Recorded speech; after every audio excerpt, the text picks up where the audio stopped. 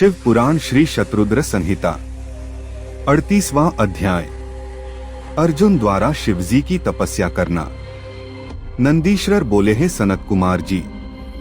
अर्जुन भक्ति भावना से गंगा जी के तट पर बैठकर भगवान शिव की आराधना कर रहे थे। शिव मंत्र के जाप से उनका अतुल तेज प्रकाशित हो रहा था। पांडवों को अर्जुन का तेज देखकर विजय में कोई संदेह न रहा। जब अर्जुन तपस्या करने के लिए उनसे दूर गए, तब अर्जुन के वियोग से द्रौपदी और अन्य पांडव बहुत दुखी थे, परंतु उनके मन में अटूट विश्वास था कि शिवजी की भक्ति से उनका निश्चय ही कल्याण होगा। उनके दुख को जानकर एक बार व्यास जी फिर उन्हें समझाने के लिए उनके पास आए।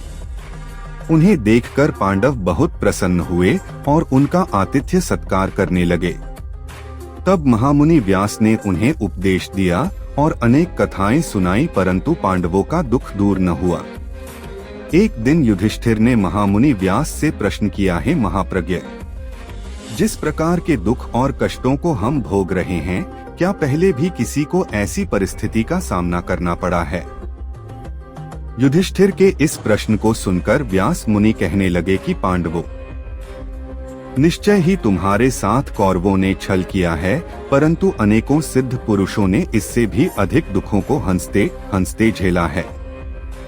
निषद देश के स्वामी नल, सत्यवादी राजा हरिश्चंद्र, श्री रामचंद्र जी ने भी इन कष्टों को हंसकर झेला है। यह तो सप्तऋषों का स्वभाव होता है कि वे विपरीत परिस्थितियों और दुखों से विचलित नहीं होते और सदा सत्य के मार्ग पर ही आगे बढ़ते रहते हैं। मानव को तो दुख झेलने ही पड़ते हैं। बचपन, युवावस्था, वृद्धावस्था सभी में मनुष्य को दुख और कष्ट प्राप्त होता है। इसलिए अपने मन को मत भटकाओ और सत्य के मार्ग का अनुसरण करो, क्योंकि शिवजी सत्य से प्रसन्न होते हैं। इसलिए सभी मनुष्यों को सत्य के पथ पर चलना चाहिए। दूसरी ओर अर्जुन ने इंद्रकील नामक पर्वत के निकट गंगा जी के तट पर महामुनि व्यास के उपदेश के अनुसार शिवलिंग बनाकर उसकी विधि पूर्वक उपासना आरंभ कर दी। अर्जुन प्रतिदिन स्नान करके भक्ति भावना से इंद्रियों को अपने वश में करके भगवान शिव का ध्यान करते। दिन ब दिन उनकी भक्ति भावना और अधिक प्रबल होती जा रही थी। उनकी तपस्या के तेज से जीवों को भय होने लगा था। अर्जुन की तपस्या से दग्ध होकर अनेक देवता देवराज इंद्र के पास गए और उनसे बोले कि देवराज, अर्जुन भगवान शिव की घोर तपस्या कर रहा है और उसके तेज से सभी प्राणी दग्ध हो रहे हैं। अर्जुन की तपस्या के विषय में सुनकर देवराज इंद्र उनकी परीक्षा लेने के लिए उनके पास गए।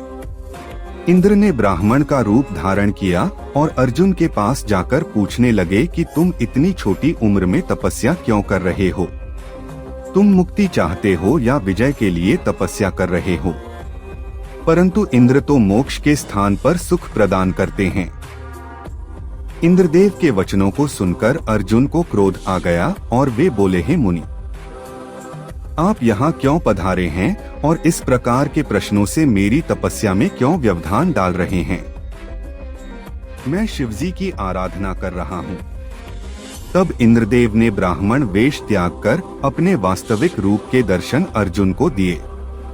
इंद्रदेव को अपने सामने पाकर अर्जुन को लज्जा का अनुभव हुआ कि मैंने इंद्र से अपशब्द कहे। उन्होंने देवराज इंद्र से क्षमा याचना की। देवराज इंद्र प्रसन्न होकर बोले, अर्जुन, तुम मांगो, क्या मांगना चाहते हो? मैं निश्चय ही तुम्हारा इच्छित वर तुम्हें प्रदान करूंगा।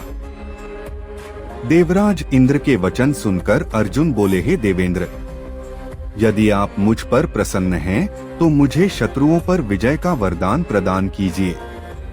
अर्जुन के वर को सुनकर देवेंद्र बोले, अर्जुन, तुम्हारी विजय अवश्य होगी, क्योंकि भगवान शिव के भक्तों पर कभी कोई कष्ट नहीं आता।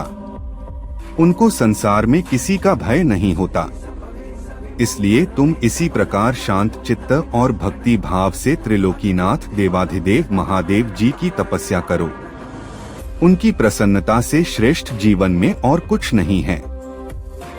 यह कहकर देवराज वहां से अंतर्धान हो गए। तब अर्जुन पुनः शिवलिंग को प्रणाम कर उनकी आराधना करने लगे।